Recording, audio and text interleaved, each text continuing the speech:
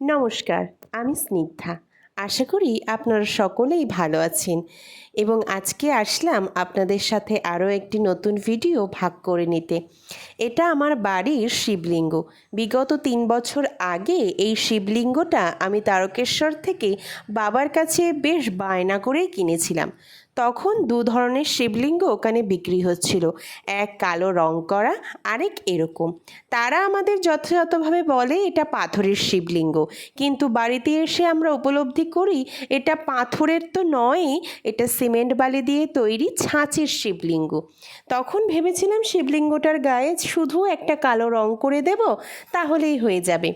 কিন্তু কিছুদিন আগে কলকা কুমারের করা একটি শিবলিঙ্গের ভিডিও দেখে আমি খুবই অনুপ্রাণিত হই এবং সেই থেকেই দাদার ভিডিও দেখে আমি আমাদের শিবলিঙ্গের কাজ শুরু করি।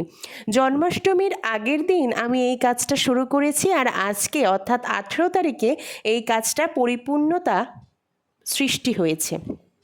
তোমরা অবশ্যই জানাবে যে এই শিবলিঙ্গটা তোমাদের কেমন লাগলো এবং তোমরা আমার কাছে অর্ডারও করতে পারো। তবে হ্যাঁ, বিগত কিছুদিন ধরে আমি 1 মাসের হাতে নিয়ে, মানে 1 মাস হাতে রেখেই কিন্তু অর্ডার করবে, এবং যদি তোমাদের বাড়িতে বা কোথাও আলপনা দেওয়ার হয় সেক্ষেত্রে তোমরা আমাকে পিং করতে পারো, আর আমার ফেসবুক পেজ অর্থাৎ স্নিগ্ধা সেনে গিয়ে আমার সাথে কন্ট্যাক্ট করতে পারো। দাদার কাছ থেকেই সাধারণত আমি এই কলকার যে মোটিভ, এটা শিবলিঙ্গের গায়ে উত্থাপিত করার একটা উৎসাহ লাভ করি, এবং দাদার কাছ থেকেই আমি বুঝি যে কলকা শুধুমাত্র কপালে সীমাবদ্ধ নয়, কলকা দিয়ে আমরা বিভিন্ন জিনিস করতে পারি।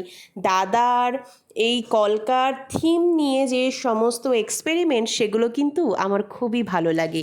আর তোমরা অবশ্যই জানিও আমার এত তাড়াতাড়ি করা কাজটা তোমাদের কেমন লাগলো। 3 দিনের মধ্যে এইটা শেষ করেছি। আসলে দাদা এটা পুরোটাই কলকার ওপরে করেছিল। দাদার শিবলিঙ্গটা ছিল ছোট, আর আমার যেহেতু একটু বড় ছিল, তাই আমি ভাবলাম একটু নিজের ক্রিয়েটিভিটিটাকে সকলের সামনে এক্সপ্রেস করাই যাক। তারপরে ভার্নিশ দিয়ে আজকের এই আর্টটাকে শেষ করেছি। তোমরা জানিও কিন্তু যে আজকের এই শিবলিঙ্গটা তোমাদের ঠিক কেমন লাগলো। আর এরকম যদি নতুন নতুন ভিডিও তোমরা দেখতে চাও তাহলে কিন্তু কমেন্ট করো। তোমাদের সাথে নিশ্চয়ই আমি এরকম ধরনের ভিডিও শেয়ার করব। আরও অনেক সুন্দর সুন্দর ভিডিও আসতে চলেছে। ভিডিওটা ভালো লাগলে সাবস্ক্রাইব করতে ভুলো না।